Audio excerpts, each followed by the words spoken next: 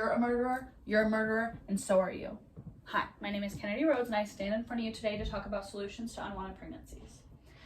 Now, I want you to imagine that either you or someone you love is being called a murderer based off a decision that you made that you thought was the best for you. Whether it was your financial stability, your mental stability, or really just your home life situation. 4 out of 10 women who are impregnated decide to get an abortion. And honestly, are hated on for it. It's looked at very horribly that you killed a human. When it is a woman's body, it is a woman's choice. Now, I stand in front of you today to talk to you about why abortion should be legal and always be an option for women. My first main point is rape victims. My second main point is the mother's life. And my third main point is the foster system. Now, I would like you to raise your hand if you or someone you know has been sexually assaulted and or raped. Okay, put your hands down. Which brings me into my main point number 1, rape victims. Now, rape is a very heavy burden. Now, when someone is raped, it is sexually traumatizing to the brain, to your mind, and to your body. Now, if somebody was raped, they didn't have that option to say, I'm not ready for a baby, I'm not ready to do this. They do not have that option. So, denying a woman of an abortion is unfair and unethical for that very reason. Rape can even happen from family members. So, with that being said, there's this one term that I do have defined on the slide, but I'm just going to talk about an overview of it. It's reproductive coherence. And an overview of it is when a man and a woman are in a relationship and the man is very abusive and controlling. He might want the woman to feel like she's stuck. He might want to be stuck with her, even though the relationship is toxic and abusive. So he will rape her, impregnate her, and have the control over her because she is pregnant with this man's son. It is not fair to that woman who is trying to leave to now have to stay with an abusive boyfriend and give birth to this baby. Age is also a really huge thing. Now, for right now, I'm going to talk about 12, 13, 14, 15, around that age group, a child, a kid. Now, if a 14-year-old girl is raped and she is impregnated, she is a child herself. She can't drive. She doesn't have steady income. Probably doesn't even know how to cook a meal. Probably doesn't even know what prenatal vitamins are.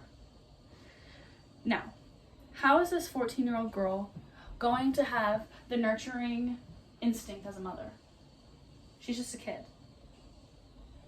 And some of you in your head might be thinking, well, her mother can help. Her dad can help. What if her mother is working overtime and can barely pay the bills?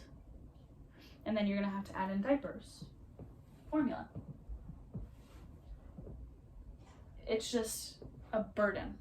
You want to give this child a life that they deserve. Which brings me into my second main point, the mother's life. And I do understand, yes, there are 2 lives being involved with the situation of an abortion.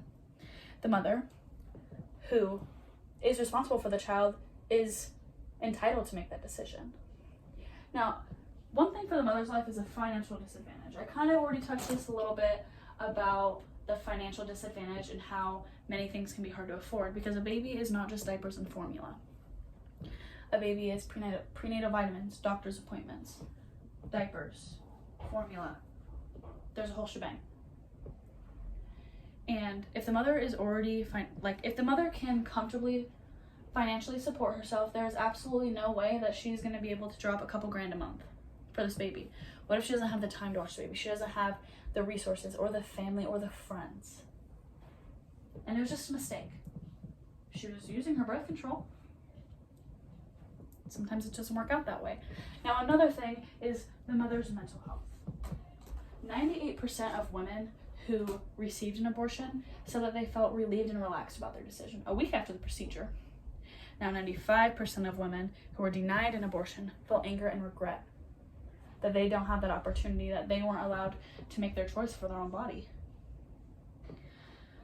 Now, I want you to discuss with your peers how much of a burden you think it would be on a mother's life to be denied an abortion and forced to take care of a life that she's not ready for. Okay, thank you. Which brings me into my third main point, the foster system. Now, a study done in 2018 at the University of California about how kids' health in the foster system. Mental declines, physical declines. Now, with mental health, there comes with the depression and the anxiety. Now, with depression, it can come with negative thoughts, burdens, negative feelings, negative self-talk, which negative self-talk can lead to acceptance issues. Maybe doubt, self-doubt. Why did my parents want me? Am I not good enough? Where are they now? Are they happy without me? And with physical help, a lot of kids are seen with asthma in the foster systems. And you know with asthma, you need an inhaler. Who's paying for that? Taxpayers? Foster parents? What if you have 5 different foster parents? What if you're jumping from house to house and you don't have a family? You don't even feel remotely close to having a family. And I know the opposing viewpoints. Someone who disagrees with me might say, abortion is murder. You are killing a human life before it has a chance to live, and it is murder, which can cause a visual or an idea that a human life is disposable. Now, my call to action is simple. I stand in front of you today asking you to come support me and stand behind my back. Not even support me, support your mothers, sisters, daughters who might need to make that decision one day, who won't have the own choice over their body. I stood in front of you today and talked about why abortion should be legal and always available to women for these 3 reasons. My first reason, rape victims. My second reason, the mother's life. And my third reason, the foster system.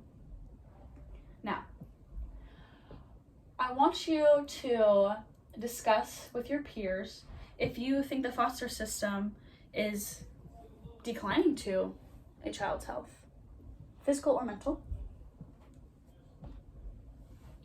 Okay, thank you. Now, when I say whose choice, you say mother's choice. Whose choice? Whose choice? And with that, I thank you.